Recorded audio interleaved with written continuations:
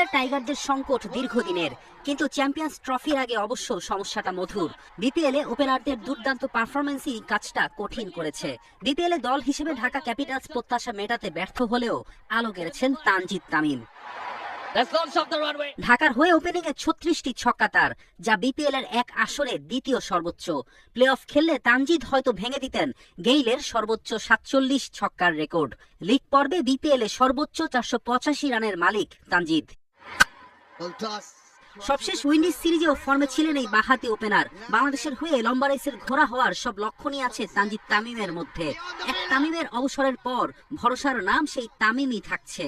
Champions ট্রফির opening এ auto choice তিনি। আমি ন্যাচারালি এরকম খেলি, প্র্যাকটিসে ট্রাই করি নিজের যেটা স্ট্রং জোন সেটা নিয়ে কাজ করার, এবং যেটা আমার গেমে যে ভুলগুলো হয় সেগুলো নিয়ে কাজ করার। তো এটার কোনো রহস্য নেই, জাস্ট আমি নর্মাল ন্যাচারাল খেলা খেলি। ফর্মহীনতার কারণে লিটন দাসকে টপকে পারভেজ ইমন সুযোগ পান চ্যাম্পিয়ন্স ট্রফির দলে। তবে ইমনের ফর্ম নিয়েও মাঝে দুশ্চিন্তা তৈরি হয়। বিপিএল এর শেষ দিকে জ্বলে উঠে কিছুটা স্বস্তি এনেছেন ইমন। আর বাদ পড়ার পর লিটনের ব্যাটেও এসেছে রান। ইমনের 220 রানের বিপরীতে লিটনের রান 368। বাদ পড়ার দিন থেকেই ঘুরে দাঁড়ান লিটন। নির্বাচকদের মধুর সমস্যা এখানেই। 12 ফেব্রুয়ারির মধ্যে চ্যাম্পিয়ন্স ট্রফির চূড়ান্ত দল দিতে হবে।